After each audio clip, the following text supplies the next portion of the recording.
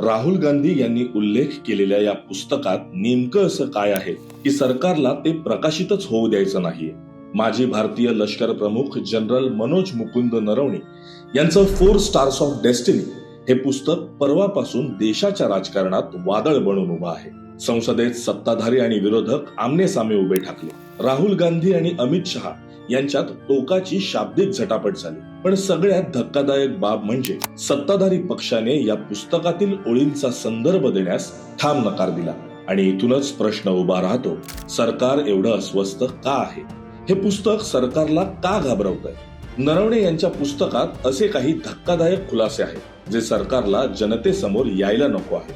2020 मधील गलवान खोऱ्यातील संघर्ष आणि भारत चीन सीमावादावर लिहिताना नरवणे सांगतात, चीनी सैन्य थेट समोरून पुढे सरकत असताना रक्षा मंत्री राजनाथ सिंह यांनी जबाबदारी झटकत तुम्हाला योग्य वाटेल ते करा असे शब्द वापरले होते. म्हणजे जर काही गंभीर परिणाम झाले असते तर त्याची जबाबदारी थेट लष्करावर ढकलली गेली असती. हा खुलासा केवळ धक्कादायक नाही तर सरकारच्या निर्णय क्षमतेवर प्रश्नचिन्ह उभा करणारा आहे. इतकंच नाही तर अग्निवीर योजना हाही या पुस्तकातील दुसरा मोठा स्फोट आहे.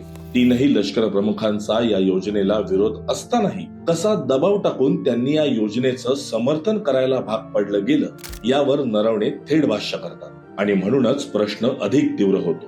हे पुस्तक सत्य सांगतंय म्हणूनच ते थांबवण्याचा आटोकाट प्रयत्न होतोय का? आजही या पुस्तकाच्या प्रकाशनासाठी सरकारकडून परवानगी दिलेली नाही. कारण धोरण स्पष्ट आहे, जे आमच्या विरोधात आहे ते जनतेसमोर येऊ द्यायचं नाही. यावर तुमचं काय मत आहे? सरकार खरंच सत्यापासून घाबरतंय का? कमेंट मध्ये नक्की सांगा. आणि राजकारण सोप्या भाषेत समजून घेण्यासाठी प्युअर राजकारणला नक्की फॉलो करा.